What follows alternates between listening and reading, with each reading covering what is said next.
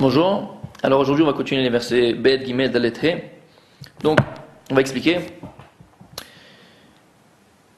Alors Yoshua, il ordonne aux responsables du Ham Israël d'aller donc dans le camp et de prévenir le peuple du déroulement donc du passage du Jourdain.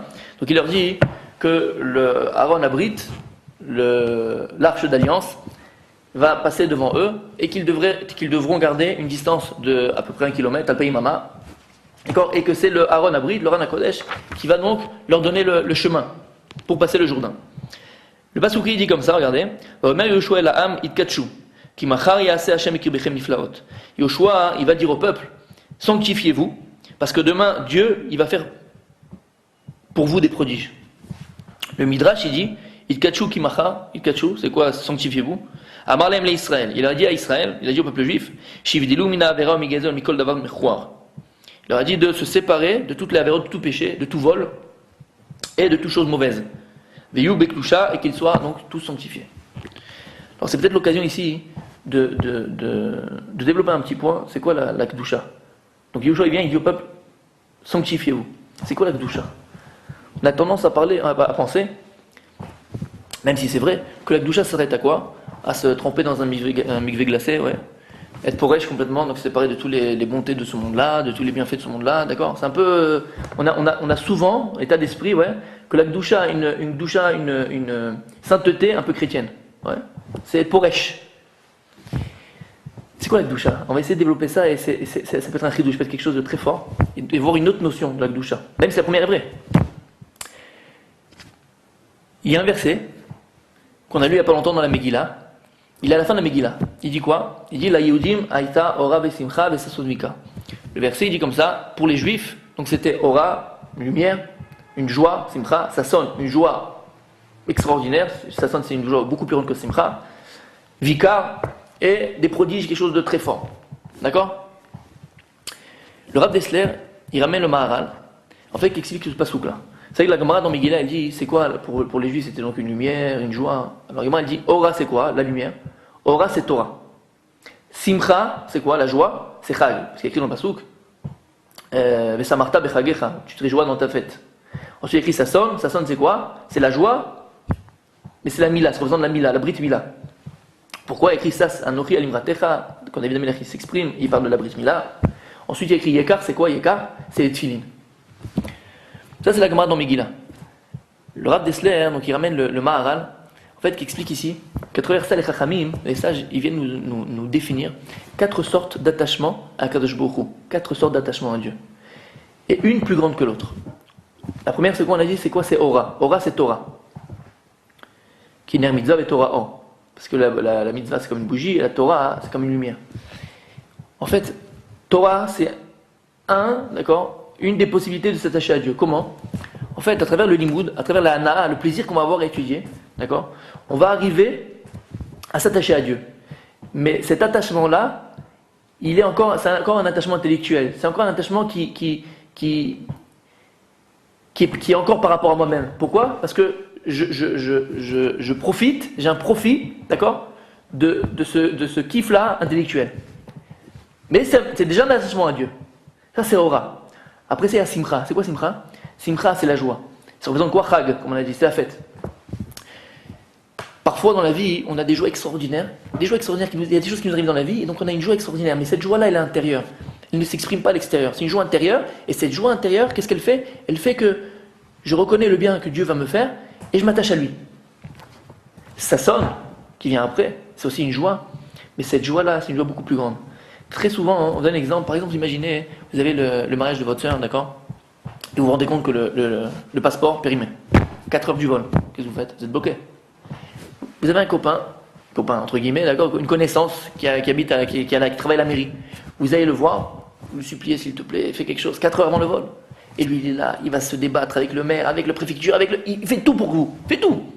À la fin, après 1 heure, il te donne le passeport fait, timbré, signé, tout. Alors déjà, tu as une joie intérieure extraordinaire, mais cette joie-là, des fois, elle doit s'exprimer à l'extérieur. C'est-à-dire que j'ai une joie tellement forte en moi, tellement grande en moi, qu'elle doit s'exprimer à l'extérieur. Et elle s'exprime comment? Par ma gratitude. C'est qu'il m'a fait tellement quelque chose de grand, une bonté tellement grande, que je dois lui rendre. Ça, c'est Sasson. Et c'est pour ça qu'il se représente la Mila. Chachamim dit, c'est quoi Sasson? C'est la Mila, c'est la Brit Mila. Pourquoi? Parce que quand encore une fois, la joie, elle est tellement grande à l'intérieur de moi, alors, quand la joie est tellement grande à l'intérieur de moi, alors il faut elle doit s'exprimer à l'extérieur.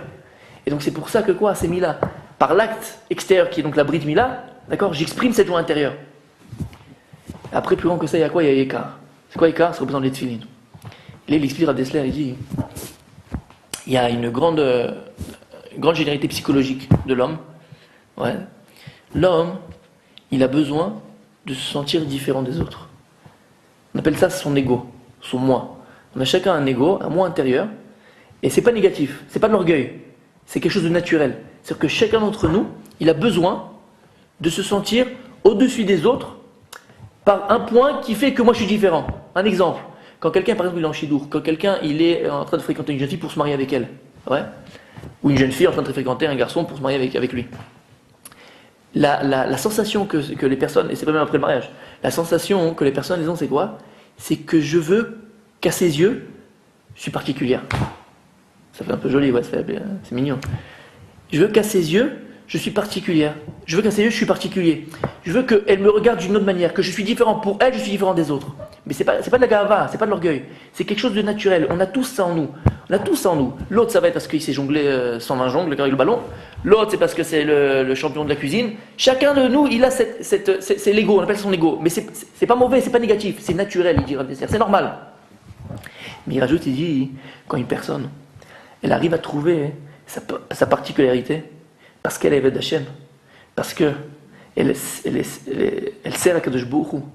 Quand une personne elle arrive à trouver ses particularités, parce qu'elle met quand même mitzvot, parce qu'il accomplit les mitzvot, parce qu'il étudie la Torah, cette personne elle arrive au plus grand degré d'attachement à Kadosh Baruch Hu. Une personne qui arrive à un tel niveau de se sentir différent des autres, et encore une fois, c'est pas de l'orgueil, c'est une réalité. C'est-à-dire qu'à mes yeux, ce qui me différencie de tout le monde, finalement, c'est quoi? C'est que j'ai la Torah. Et comme on expliquait dans les cours derniers, la Torah en fait c'est ça, c'est ce qui fait la différence. C'est que maintenant je pense différemment, je parle différemment, j'agis différemment. Et cette différence, c'est une réalité. Il n'y a rien à prouver. Et quand j'arrive au plus profond de moi-même, véritablement, à prendre conscience que c'est ce qui fait ma différence par rapport aux autres, alors à ce moment, c'est que je suis arrivé à un niveau d'attachement à Kadosh Baruch Hu le plus grand. Et en fait, vous savez, ce pasouk là, donc c'est ça ce qui dit le pasouk. On a expliqué le verset. Et Yudim Aïta Ora Vezimra Vesandvika. Vous savez, ce même verset là, où on le retrouve?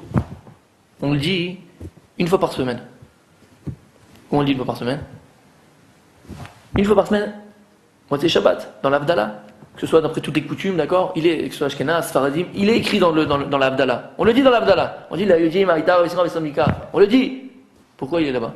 Qu'est-ce qu'il fait là-bas? Ils ont trouvé tout d'un coup, on fait l'Abdallah, d'accord, on est moitié Shabbat, ça y est, on a bien mangé ce qu'il faut manger, la date, le Kéla, tout c'est bien passé pour Hachem. Tu fais l'Abdallah et on te met ce pasouk-là au milieu. Pourquoi? On a compris maintenant. C'est-à-dire qu'ici, ce pasouk-là, pourquoi? C'est quoi l'Abdallah? L'Abdallah, c'est faire une séparation, une différence entre quoi? Entre le Chol et le Kodesh. Ça, c'est une séparation physique. Mais en fait, non. À travers l'Abdallah, on te met ce pasouk-là pour te dire quoi? C'est pas simplement une séparation physique. C'est une séparation, en fait, que la personne va faire avec elle-même. Toutes les semaines, tout le temps. Sans arrêt. On te met ce pasouk là pour te dire que ta différence, où tu dois l'avoir, le fait que tu es Eved Hashem, le fait que tu as la Torah, et le fait que tu as la Torah, tu vois que ta vie est complètement différente des autres. Tu penses pas de la même manière. Comment on va dire, tes buts dans la vie sont pas les mêmes. Tu es différent. Et c'est pour ça que c'est l'Abdallah. Et l'Abdallah, c'est quoi? Faire la séparation entre le Chol et le Kodesh. Encore une fois, on voit c'est quoi? C'est, à ma vie, Ben Kodesh le Chol. Et donc, peut-être on a une nouvelle notion de c'est quoi la Gdusha. La Gdusha, on a dit, c'est pas forcément de se tremper dans un migré ou non, c'est une conscience profonde et véritable, vraie, que Behemet, véritablement, je suis différent des autres. Mais c'est pas l'orgueil, c'est une réalité. Vous savez, il y a une histoire dans la Gemara, il y a écrit, pour illustrer ça et pour terminer, il y a écrit que Rabbi Yosef, qui était un Amora, le jour de Shavuot, il disait, amenez-moi un plat spécial. On lui préparait un plat spécial à Shavuot. Pourquoi? Il aimait bien manger, c'était bien. Non, il dit pourquoi? Il s'expliquait. Il disait, parce que si ce n'est ce jour-là de Shavuot, c'est Matan Torah, le don de la Torah. Il disait que si ce n'est ce jour-là, on a reçu la Torah. Kama Yosef Ayabeshuka. Il disait combien de Yosef il y aurait dans le chouk? Combien de Yosef il y aurait dans le marché? Qu'est-ce qu'il disait par là? Il disait que si ce n'est qu'on a reçu la Torah, et que moi je me suis investi dedans, et que je l'ai étudiée, quelle différence avec moi et les autres Yosef de la rue? Yosef. Ouais, avec les autres Yosef de la rue. C'est quelque chose de très fort. Quand on passe la Gemara, on dit bon, c'est mignon, c'est joli, parce que. Non. C'est-à-dire qu'il voyait sa particularité, il se sentait différent des autres. Pourquoi? Parce qu'il y avait la Torah. C'est pas parce que j'avais la Torah. Ça, c'est quelque chose de très puissant, quelque chose de fort. Et c'est ça le début de la Kedusha. Une personne qui se ressent déjà même à son niveau à lui, différent des autres, parce qu'il voit que la Torah elle le change. Parce que la Torah elle fait que je pense différemment, que j'agis différemment, je parle différemment. Là, la personne Béhémet, elle commence à toucher à la Kedusha. Et en fait, c'est tout le Maaseh mitzvot, c'est ça. Vous savez que le nosach d'une mitzvah, quand on accomplit une mitzvah, qu'est-ce qu'on dit? Baruch ata Hashem Elokeinu melech haolam asher kideshanu bemitzvotav etzivanu. On dit béni sois-tu l'Éternel qui nous a sanctifiés par tes ordonnances. Pourquoi on dit asher kideshanu qui nous a sanctifiés? En quoi il nous a sanctifiés? C'est exactement ça. À travers les mitzvot, à travers l'accomplissement des mitzvot, dans l'acte même, je suis différent complètement. La mitzvah, à part bien sûr que et ça c'est la première chose, que j'accomplis l'ordonnance de Dieu, sans comprendre, c'est sûr. Mais quelque chose de plus fort derrière ça, c'est quoi? C'est qu'à travers l'acte de la mitzvah, même par les actes, je deviens différent. C'est pas qu'on dit à chercher des chanou. Et en fait, c'est ça la Kedusha. Arriver à la Kedusha, en fait, c'est sentir au plus fond de nous-mêmes que la Torah, elle me change. À bientôt.